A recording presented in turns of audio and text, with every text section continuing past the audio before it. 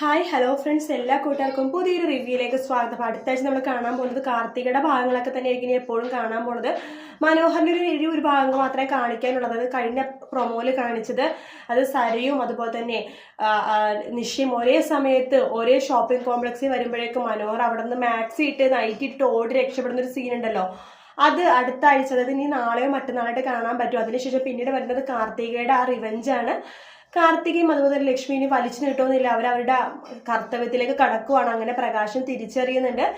ലക്ഷ്മി ഇവിടെ വന്നു, അതായത് തൻ്റെ ഫസ്റ്റ് ഭാര്യ നാട്ടിലെത്തി എന്നുള്ള സത്യം പ്രകാശം മനസ്സിലാക്കാണ്.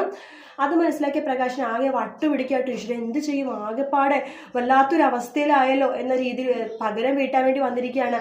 അവളുടെ ചേട്ടന്മാരൊക്കെ ഭയങ്കര ഗുണ്ടകളാണ്, എന്നെ തീർത്തത് തന്നെയാണ്. പ്രകാശനാകെ പേടിച്ച് വിറച്ചിരിക്കുക കേട്ടോ. അതേസമയം നമ്മുടെ കാർത്തിക് ഇവർക്കിട്ട് അത് സത്യങ്ങൾ തിരിച്ചറിയണമെങ്കിൽ തന്നെ പ്രകാശനും അതുപോലെ തന്നെ ആ അമ്മൂമ്മക്കും വിക്രത്തിനിട്ടൊക്കെ നല്ലൊരു പണി കൊടുക്കണമല്ലോ. അതുകൊണ്ട് മാക്സിമം അവർക്കിട്ട് പണി കൊടുക്കാൻ വേണ്ടി കാർത്തിക തീരുമാനിക്കുക കേട്ടോ. അങ്ങനെ പ്രകാശനെ പതുക്കെ പണി കൊടുക്കും. പക്ഷെ മുത്തശ്ശിക്കാണെങ്കിൽ വീട്ടിലെ എല്ലാ പണിയും അമ്മൂമ്മനെ കൊണ്ട് ചെയ്യിപ്പിക്കും കേട്ടോ. അങ്ങനെയെങ്കിൽ അവരെ കൊണ്ടൊരു ഉപകാരം ഉണ്ടാവട്ടെ വെച്ചിട്ട്, അതായത് ഓഫീസിലെ കാര്യം, അതായത് അതായത് കമ്പനി ഉണ്ടല്ലോ, അതായത്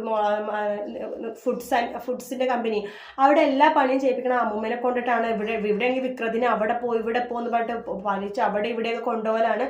അങ്ങനെ കാർത്തിക് വിചാരിക്കും ഇവനായിട്ടൊരു പണി കൊടുക്കണമല്ലോ. വിക്രമാണല്ലോ ഏറ്റവും കൂടുതൽ പെണ്ണുങ്ങളെ ചതിച്ച് അതുപോലെ തന്നെ സോണിയുടെ ജീവിതം തകർത്ത്, ശരണ്യയുടെ ജീവിതം തകർത്ത്, അങ്ങനെ ഒരുപാട് പെൺപിള്ളേരുടെ ജീവിതം വിക്രം തകർത്തിട്ടുണ്ട്.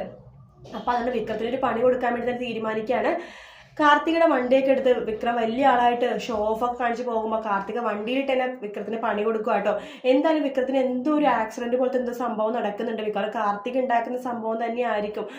അങ്ങനെ വിക്രം ഹോസ്പിറ്റലിൽ കിടക്കുന്ന എന്തോ കേസൊക്കെ ഉണ്ട്. അപ്പൊ അങ്ങനെയാണെന്നുണ്ടെങ്കിൽ തീർച്ചയായിട്ടും കാർത്തിക ആയിരിക്കും അതിന്റെ പിന്നിൽ. വിക്രത്തിനും തിരിച്ചടി കിട്ടുന്ന ഒരു ഭാഗങ്ങളാണ് നമ്മൾ അടുത്ത ആഴ്ച കാണാൻ പോകുന്നത് കേട്ടോ.